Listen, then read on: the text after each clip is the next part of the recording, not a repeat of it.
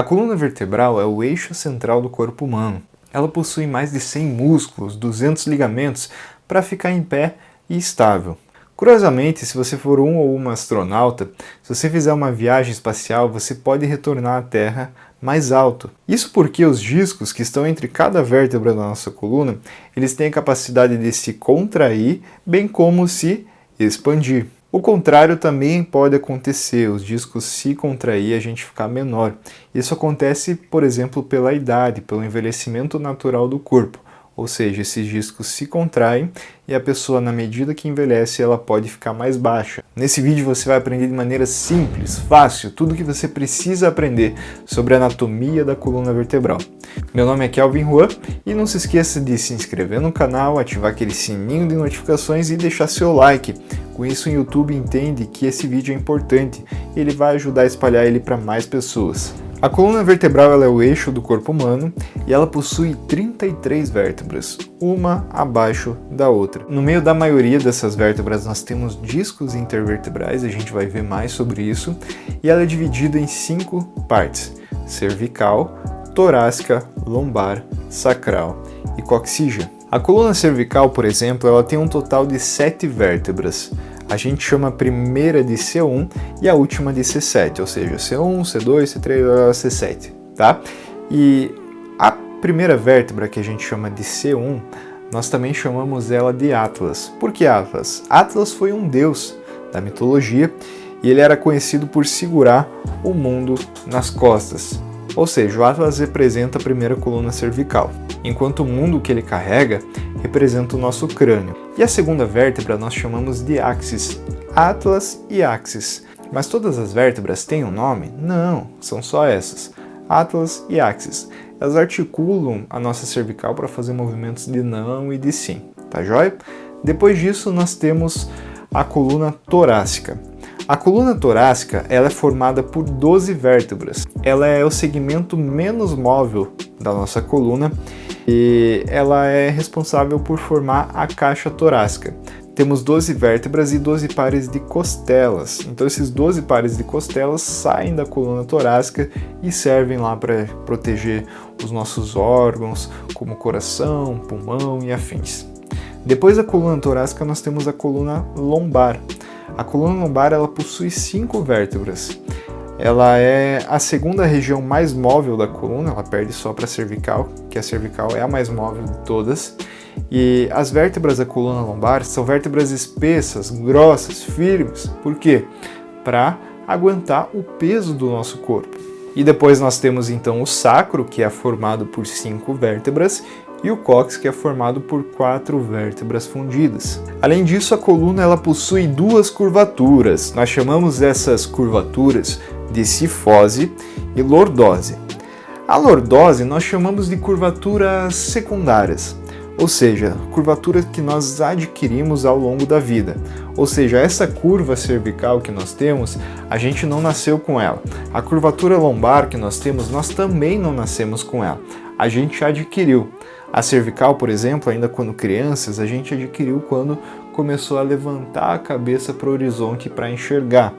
E a curvatura lombar foi quando a gente começou a engatinhar, a gente começou a empinar o bumbum para engatinhar. Antes disso, a nossa coluna era toda formada por uma cifose única. A gente nasceu assim, se chama de curvatura primária, curvatura fetal.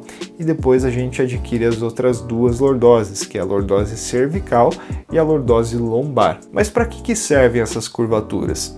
Elas servem para gerar a estabilidade da coluna, elas servem para amortecer o peso que nós geramos sobre a coluna. Se nós tivéssemos uma coluna toda reta, a gente ia ter dificuldade para amortecer esse peso e teríamos alguns problemas ortopédicos. Então é muito importante que a gente tenha essa curvatura para amortecimento do peso. E novamente, se você estiver gostando desse vídeo, não se esquece, não custa nada para você se inscrever no canal, ativar o sininho de notificações e deixar o like no vídeo. Lembra lá, o YouTube entende que esse vídeo é bom e ajuda a entregar para mais pessoas que, assim como você, estão procurando esse conteúdo. Então mostra que você gostou desse vídeo e deixa seu like aqui para mim, tá joia? Os discos intervertebrais são como se fossem almofadinhas. Eles são responsáveis por absorver o choque mecânico, carga, peso e eles fazem isso enquanto eles comprimem e se expandem. Muita gente pensa que os discos intervertebrais, a principal função deles é amortecer impacto, mas além de amortecer impacto, os discos têm outra função que é congruência, ou seja, encaixe entre uma vértebra e outra, e também o deslizamento, para que a gente consiga se movimentar. E a força muscular, a nossa musculatura, ela é importante para também absorver choque, carga mecânica na nossa coluna. Ou seja, não são só os discos que são responsáveis por isso. Na verdade, a nossa musculatura tem função importantíssima para absorver esse choque. Se a gente tem uma musculatura fraca em volta da coluna lombar, o que vai acontecer é que ela não vai absorver a carga mecânica e essa carga vai ser transferida toda para a coluna. E aí temos doenças como hérnias de disco, espondilite anquilosante, que é quando uma vértebra se funde a outra, artrose, que é um pouco antes disso. Então é muito importante que a musculatura também ela fique forte para que ela não sobrecarregue os tecidos moles da coluna, os outros tecidos moles, como os discos e ligamentos. Então os discos intervertebrais, lembra do chiclete Babalu? Eles são muito parecidos com esse chiclete. Lembra que o chiclete ele é duro por fora e por dentro ele tem um líquido, né? Ele tem um líquido, um suquinho que deixa bem docinho o chiclete. Então o disco é mais ou menos assim. Ele é rígido por fora, tá? E por dentro ele tem esse líquido. Esse líquido ele é chamado de núcleo pulposo. O disco intervertebral ele é formado por água em sua maior parte da sua composição. E a água está ali no meio. Portanto, a parte rígida desse disco ela é formada por anéis de fibrocartilagem, assim como você está vendo nessa imagem aqui.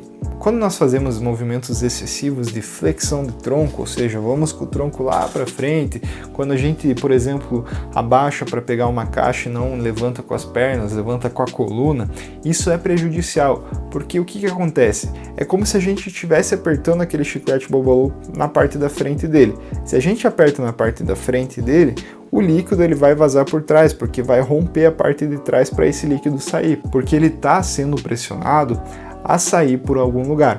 Esse líquido ele acaba saindo, ele rompe os anéis fibrosos, o nosso núcleo pulposo, tá? Vai rompendo esses anéis fibrosos até que ele sai pelo disco vertebral. E aí nós temos a hérnia de disco. Quando esse líquido, essa hérnia, ela acaba, por exemplo, comprimindo nervos. O nervo ciático é um exemplo disso, está lá na nossa coluna lombar. Quando ele é comprimido por essa hérnia, acaba gerando uma inflamação. Essa dor irradia, isso dói muito, e aí o paciente ele precisa fazer ou fisioterapia, ou em casos mais graves, mas na minoria dos casos, cirurgia, para que essa hérnia de disco seja resolvida. E como que a hérnia de disco ela é resolvida? Quando, por exemplo, nós treinamos a musculatura do core, ou seja, essa musculatura fica mais forte, mais preparada para receber impacto. Então o impacto não é 100% transferido para a coluna.